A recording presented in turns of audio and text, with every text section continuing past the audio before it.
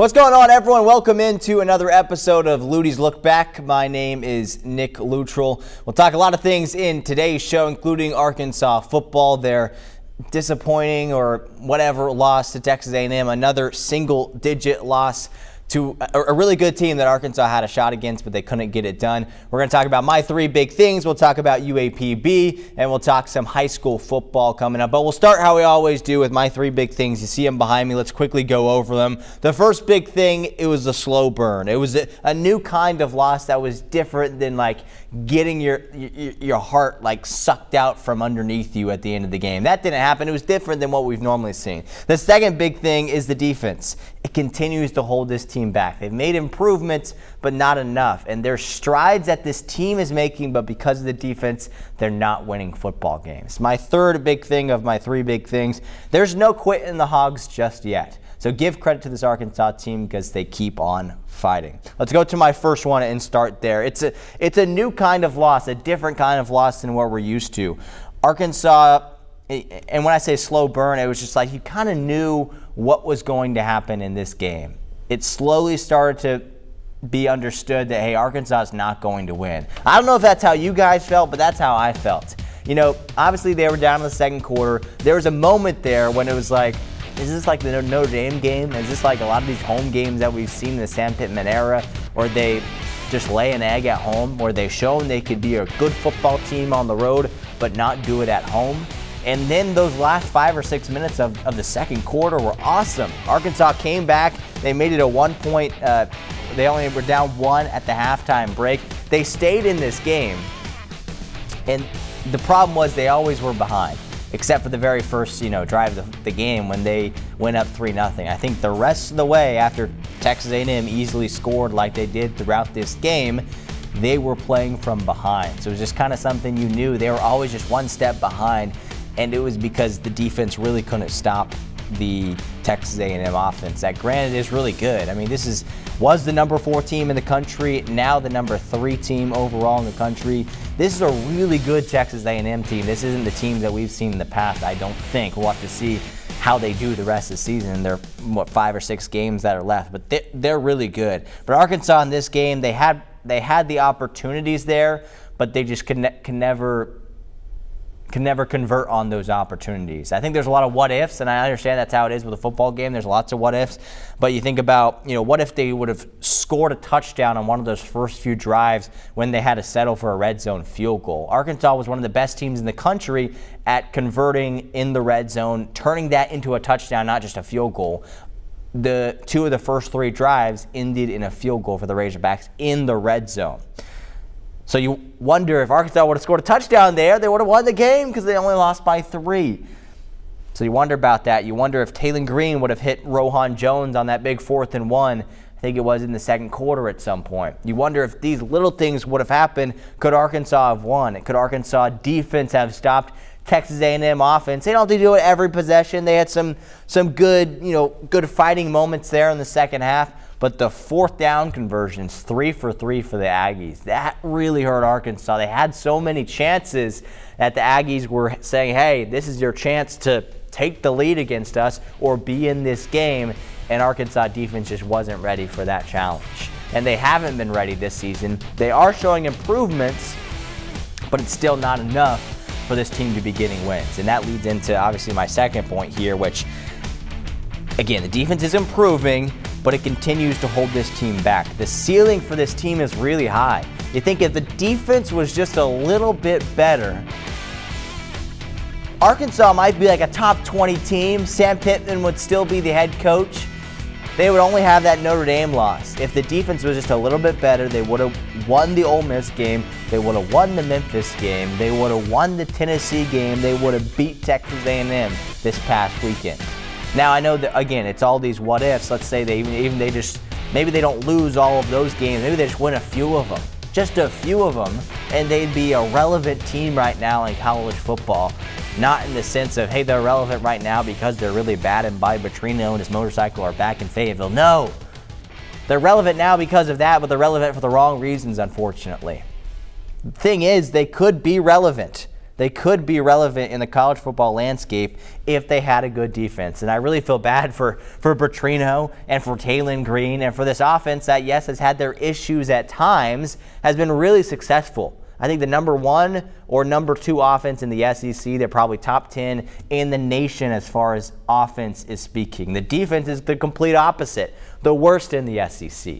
So it's just been a lack of a team effort, which, I mean, Petrino's doing all he can. But again, I want to point out we're seeing improvements from how bad tackling was in that Ole Miss game, the Memphis game, the Notre Dame game, the lack of effort. We've seen that turn around in these last 2 games, so that's good. They're heading in the right direction. We love the effort that is there, but overall just nowhere close to the level that it needs to be. And again, if the defense was just a little bit better, Arkansas would be pretty good right now. But the unfortunate thing is they're not. They're really bad. And you have to have a complete football team. You can't just have a really good offense. It's similar to how Mississippi State was last year. Great offense, horrible defense. And they had a pretty bad year. So that's big point number 2. My final big point is the fight that this team is still showing. So let's give them a round of applause. Let's give them credit. Fans, let's keep showing out to these games because it was a pretty good crowd on Saturday afternoon, Saturday night in Fayetteville inside Razorback Stadium. It was pretty good for the rain delays, for the effort that the team put in the last game that Arkansas played in Razorback Stadium against Notre Dame, and for how bad that was just a few weeks ago. For them to show up, that was good. And the team responded. They didn't respond in a way that got them the win, but they responded in a way that they played with a lot of effort. I think if you watch this game, you can't say that Arkansas didn't fight in this game. And that's a good thing, right? You want the team to fight. And I know that's a low bar, but that's something they just weren't doing for 2 games. The Memphis game and the Notre Dame game, we didn't see this same fight that we're used to Arkansas teams fighting. You know, we're used to them losing, right?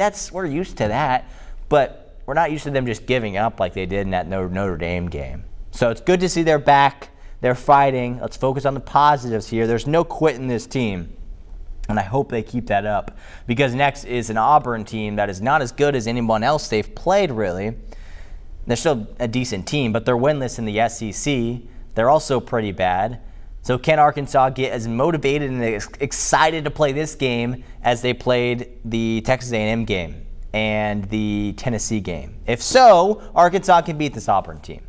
But we'll have to see. Those are some of my thoughts from the game, how things went for the Razorbacks in another single-digit loss. Let's now hear from interim head coach Bobby Petrino. It was a heck of a football game. For the second week in a row, our guys competed hard. But that's not what we're out there to try to do. We're out there to try to win. And the one thing I wanted to make clear in the locker room was that it's a team loss. You know, the offense's job is to outscore them by at least 1 point. The defense's job is to hold them to 1 less point. And special teams got to give us some plays. So we didn't accomplish that. I am proud of how hard they competed. I'm proud of how hard they prepared for it. And the fact that we continued to come back and get in a position to give us a chance, we're just not we're just making too many mistakes right now to be able to just score every time we have the ball.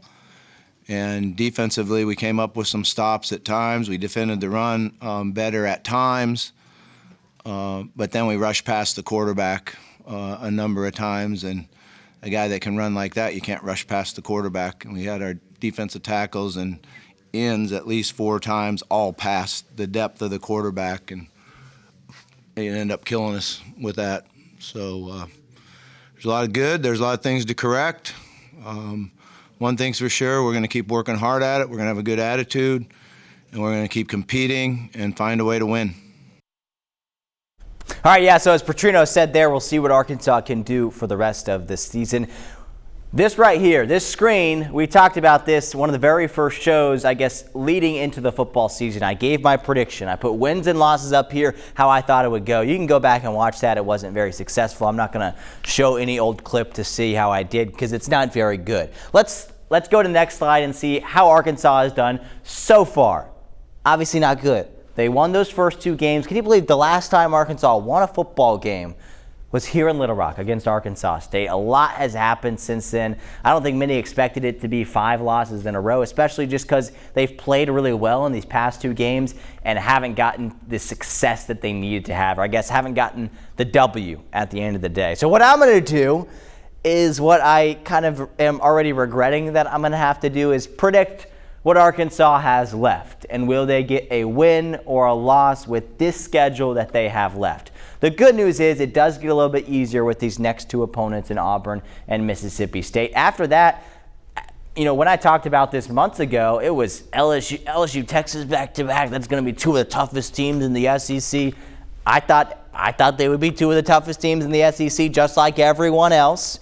Turns out they're not that good. They're still top 20 teams as of now, but both of their offenses haven't shown to the offense that we expected. Auburn and Mississippi State is about how we expected. Missouri is about how we expected because of the cupcake schedule that they've played. They've played one hard team, that's Alabama. They've lost it. We'll have to see what they do the rest of the year. We'll talk about that game in a second. But obviously not the 7-game stretch that you wanted for if you're an Arkansas fan, to lose 5 in a row. You wanted at least a couple of these to get a win, to feel good about making it to a bowl game. Now making it to a bowl game seems impossible. Seems like something that everyone's forgotten about. Everyone's just focused on next year and getting a next head coach. And I understand all of that, but there's still a season left to play. Now, if Arkansas loses these next 2 games, you can forget this season. They'll probably give up, and I guess that's okay. That's not okay, but I guess that's justified in some way. I guess that's justified if those 2 things happen. But my prediction, let's go and put it up for this Auburn game. It's actually a W. I think Arkansas will take care of business. Right now, as of this recording, Auburn is about a 1.5-point favorite in Fayetteville. Auburn's very similar to Arkansas this season, at least the past month. 4 straight games against top 25 SEC teams. All 4 of those games, Auburn has lost by 10 points or less. They've been in it with Georgia. They've been in it with Missouri. They've been in it with some good teams, and they have had, just like the Razorbacks, the potential to win some of these close games, but they haven't done it, just like Arkansas, and now they're winless in the SEC. At one point, they were ranked. They were playing Oklahoma. It was a big-time matchup. I don't know if can't remember if it was College Game Day. It might have been. It was a really big game. And since then, they've fallen off a little bit, but I don't know if it's like because their team is just not very good or just because they've played a lot of really tough teams. So we'll obviously know after they play Arkansas. But the motivation, the effort that Arkansas has put in these last 2 games, that excites me, and that tells me I think Arkansas does have a chance to win this game. So I'm giving the slight nod to the Razorbacks. I think it'll be close, but finally a close win and a fun win at home for the Razorbacks. And it's going to come against the Auburn Tigers. So I'm predicting a win for Arkansas against Auburn this upcoming weekend. What happens after that? They get Mississippi State. I'm going back-to-back. Give me another one here. And I know it's pretty crazy to say because Arkansas has lost 5 games in a row. But these, even though the SEC is really good this year, these are two of the bottom-tier teams in the SEC. We kind of knew that in the preseason. We knew that this would be the stretch. If Arkansas has to win a couple games to make it to the bowl or just do anything good, it's going to come against these 2 teams. And I think it's going to happen. I really like the way the offense is playing. Defensively, I don't. But the good news is I'm not very high on both of these teams offensively. Jackson Arnold for Auburn just doesn't impress me. He played for Oklahoma last year and wasn't impressive. Now he's playing for Auburn, and offensive line issues with the Tigers. There's a chance that they fire their head coach after they lose this game against the Razorbacks.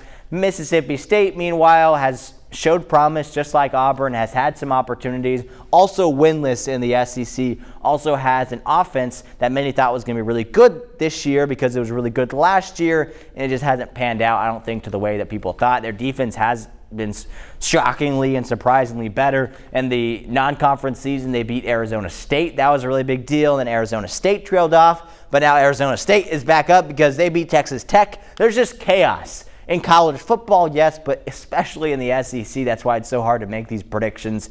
But if I could do it, I'm going back-to-back wins for the Razorbacks against Auburn and against Mississippi State. Now, what happens after that is a bye week before they get ready for LSU. Again, LSU is not the team that people thought they were going to be. Really good defense, like many thought.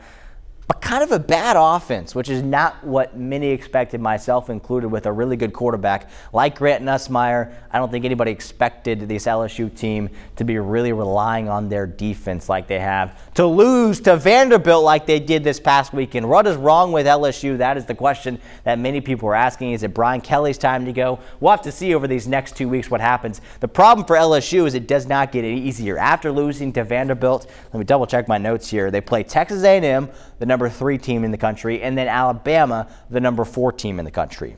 Back-to-back games against top 5 teams, the 2 best teams in the SEC is who LSU has before they play Arkansas. That's not easy. That's not very fun for the Tigers. But the reality is they're a better team than the Razorbacks. The reality is this game is in Baton Rouge. And the reality is that LSU is going to win it. So I'm giving the nod to LSU. It's an L on the schedule for the Razorbacks against an LSU team that might be coming off back-to-back losses, but I just think they're that good enough, just barely good enough to beat the Razorbacks in this game on November 15th and take the Battle of the Boots. Okay, next game, Texas. In a similar situation to LSU where what's wrong with Texas? They were a preseason top 5 team. Now they're barely cracking the top 25.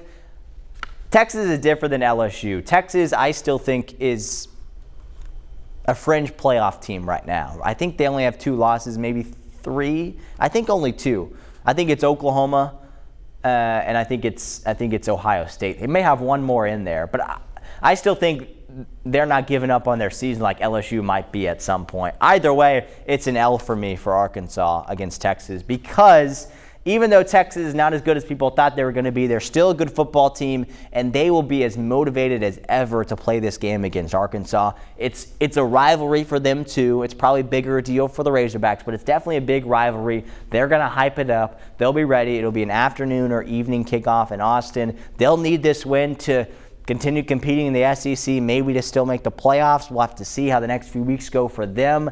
But they need this win more than the Razorbacks at this point in the season. They'll be more motivated. It's the first time they're playing Arkansas in Austin when both teams are in the SEC back in the same conference like the old Southwest Conference days. So I think that one belongs to the Longhorns. Now the final game, Arkansas at 4 wins here, so they can't make a bowl. So they have nothing to lose, but they also don't have a lot to gain really from winning this game, is my thing.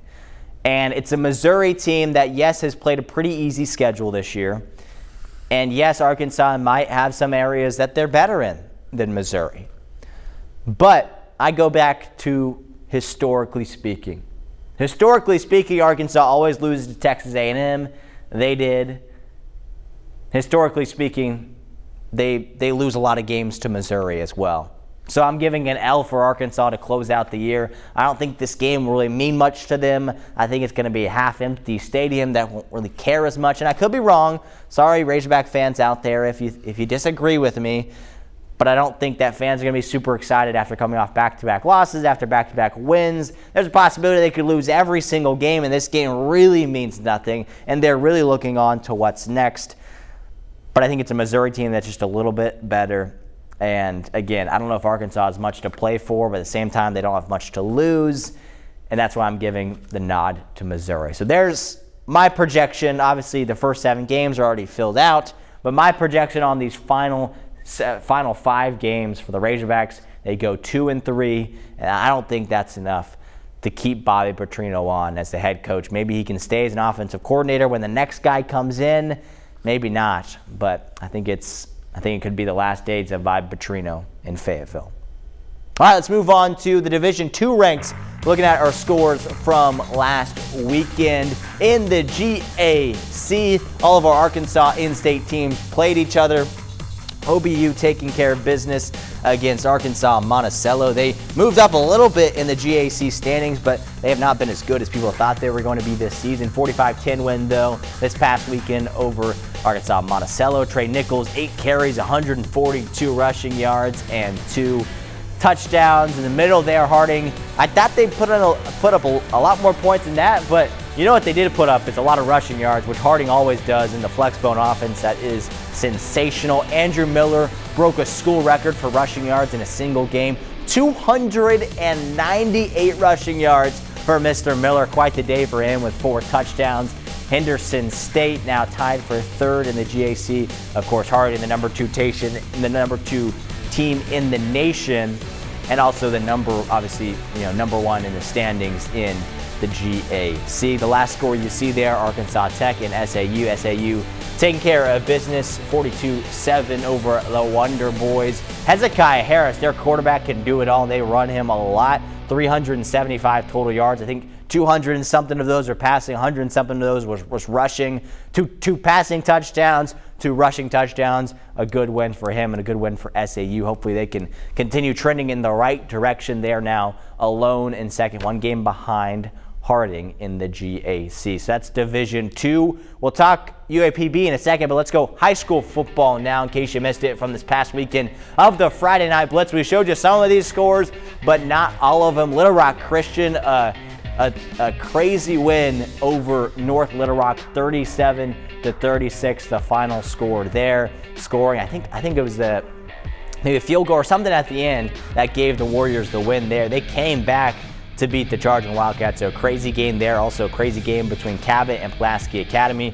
Cabot turning the Bruins over with a minute left in the ball game to win it. Big win for the Panthers. Also a big win for the Panthers of Benton, 60-36. That offense continues to roll for Coach Harris, Drew Davis, all of the phenomenal players that they've got. They may have gotten better than last year as far as offense is speaking. In the 6A level, continuing, Sheridan 51, Catholic 36. In the 5A, Robinson looking like the team to be. Actually, sorry, this is still 6A, and Robinson, is it?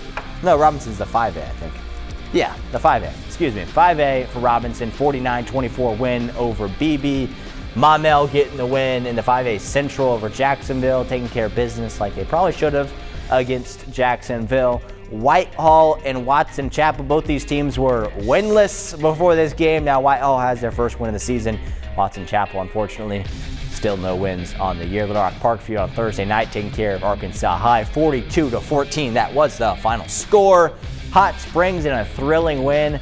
This one might have been the game-winning field goal. I don't know. There were a couple crazy ones on Friday night. 57-55, the final score there. Lonoke and CAC, 50-14, the final there.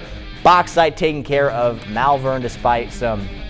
I think historically speaking, Malvern's kind of been the team to beat as far as when these two teams play. It's been the Leopards, but the Miners win big in this game on Friday night. Stuttgart getting the win over Monticello, 52-28. In our game of the week, Mayflower has got a defense that you have to see to believe. 34-6 win over Quitman. They now control their conference. Glen Rose getting the win, 42-6 over Perryville. And then the game that I was at for a little bit, at least the first half, this was a game that was tied at halftime at 14. And then Carlisle just dominated in the second half, took advantage of some Pone Indians turnovers to get the win, 49-42. Okay, I mentioned it earlier. Let's go and move on to, let's go back to college football and talk about UAPB briefly. A tough loss for them over the weekend, a heartbreaker, 20-16, the final score to Grambling. They had 3 red zone field goals in the fourth quarter. They had so many opportunities. I kind of mentioned it with the Razorbacks. They had opportunities in the first quarter to be able to score touchdowns, not just field goals. Same thing with UAPB, but in the fourth quarter. So they struggle down the stretch. They make these field goals, and that's good, and they look like they were going to win the game, and then that's when the Grambling offense kind of woke up. They scored a game-winning touchdown with 2 minutes left, and UAPB drive down, but wasn't able to complete to get a touchdown there at the end. Christian Peters played okay. 3 interceptions is an issue, but he ran the ball well. He passed the ball relatively well, 200-plus passing yards. Defense forcing 3 turnovers, so you like that. You like the direction that this defense is headed, especially when there was a lot of just question marks about the defense heading into the season with all this transfer portal stuff. But at the end of the day, another tough loss for UAPB, a close loss. And it really stinks because now UAPB is 1-2 in the SWAC. It's a big difference, 1-2 versus 2-1. They could have been 2-1 and in second place in their division. That's kind of crazy talking UAPB football. They don't do it. They lose in this game. They're now 1-2 in conference play. All right, let's move on to my Lutties Legend of the Week. I was kind of going back and forth on this. I felt like it should be a Razorback offensive player, either Taylor Green or Mike Washington, who had 16 carries, 147 yards, but no touchdowns. Not that, he just didn't get a touchdown. It's okay. Taylon Green, meanwhile, had 4 touchdowns. So Taylon Green is the guy I'm giving my Lutties Legend of the Week to. I think this is the first time he's gotten it, even though he's been one of the best players on the Arkansas team all season long. I felt like it was worthy. I know he had got sacked 4 times, and he ran straight backwards like 20 yards a few times in negative plays, but for the most part, he made up for that. He didn't turn the ball over, which is improvement because he normally turns the ball over. He didn't do that in this game. He played a good game. 19 of 32 passing, 256 yards, 3 touchdowns, 85 yards rushing, also 2 touchdowns. Five total touchdowns. I think I said 4 earlier. 5 total touchdowns for Taylon Green, who is my Lutties Legend of the Week. All right, finally, Lutties look ahead. It's Arkansas, it's Auburn, it's 2 kind of bad teams in the SEC. We'll see who wants it more. That's who will win this game. Both teams have been real close this year to winning some big games, but they haven't done it. One of them will get their first SEC win on Saturday afternoon in Fayetteville, Arkansas. Well, that's going to do it for this week's show of Lutties Look Back. It was another fun one, breaking down a lot of college football and a little bit of high school football. Basketball season, folks, starting in a few weeks. So we're going to start talking basketball very soon. Thanks so much for watching this week's episode of Lutties Look Back. We'll see you same time, same place next week.